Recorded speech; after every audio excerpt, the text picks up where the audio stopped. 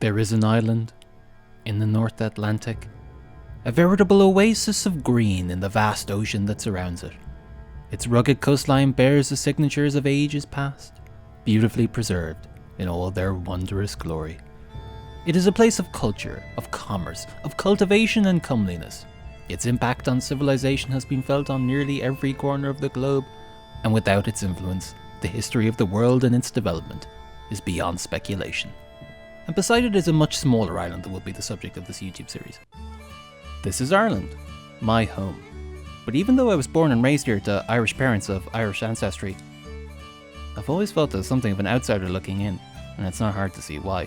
I don't speak a word of Irish, I don't find Irish humour funny, I've never been to the Willie Clancy Festival, I don't even know what the Willie Clancy Festival is, not to mention the fact that every fucker I ever talk to thinks I'm from America, or Canada, or occasionally England, but definitely not Ireland. Here's a question for any Irish people watching. Where in the country do you think I'm from? Is that Dublin? No, good guess. I'm actually from Limerick.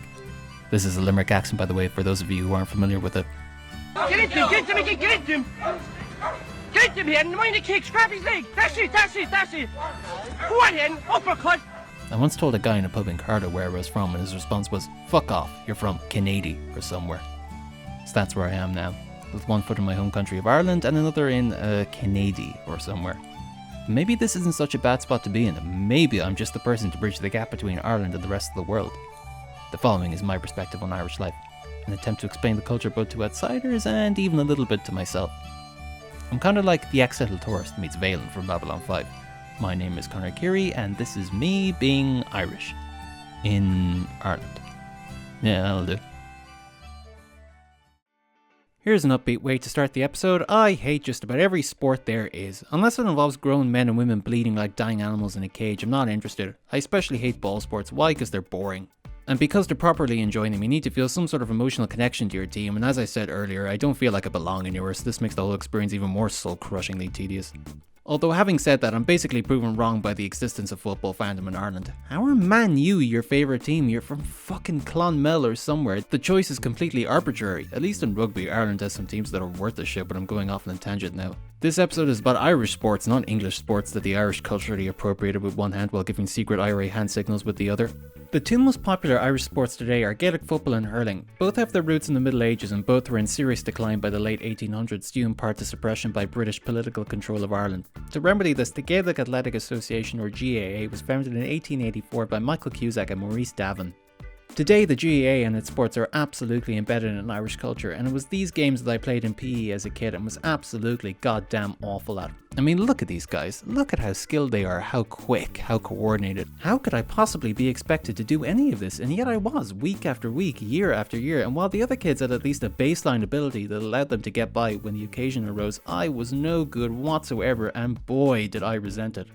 So now that we've established what the games are, let's take a look at how they're played. I always complained that the rules of Gaelic football were too complicated, but looking back now I honestly can't see what the problem was. Two teams of 15 compete over possession of the ball. It's 3 points for a goal or 1 point for sending the ball over the crossbars. You can run with the ball but only for 4 steps, at which point you have to tap the ball off your foot to keep going, or you can bounce the ball off the ground but you can't bounce it more than twice in a row or twice in a row, so you have to tap it off your back foot or alternate and tap it off your kick. See, simple.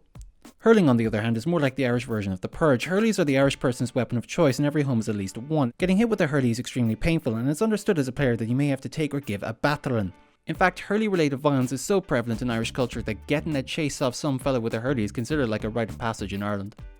Coming in cold to a hurling or football match is like coming in cold to the Mission Control Center at NASA. The games are so fast with so many moving parts and complex rules that the experience is pretty fucking impenetrable. I mean, like, take a look at these scores and tell me who's winning. Would you believe it's actually these guys? The commentary doesn't exactly do you any favours either. Have a listen to famed RTE presenter and drill sergeant on acid Marty Morrissey call a match between Tipperary and Kilkenny.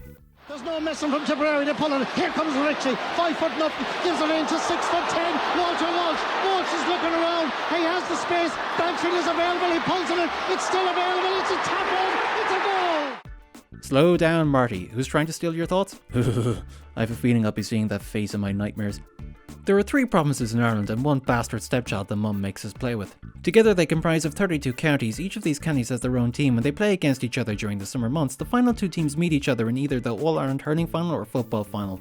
Kerry is historically the best at football with 37 All-Ireland wins, while Dublin is the second best because the Dubs are basically the Americans of Ireland in that they think they're great and have an annoying habit of being able to back it up. Actually, speaking of the Yanks, the one thing they're shit at is Gaelic football. In hurling, Kilkenny are the champs with 26 All-Ireland wins. A quick look at how my own county Limerick are doing and I see that they haven't won a hurling final since '73. At football, things are even more dire with their last championship as far back as the fucking 1800s. Well, enough of that I say, it's time for me to get my county pride on and cheer Limerick to victory! Oh Limerick, you're a lady. Oh shit, UFC's on tonight, oh fuck that so.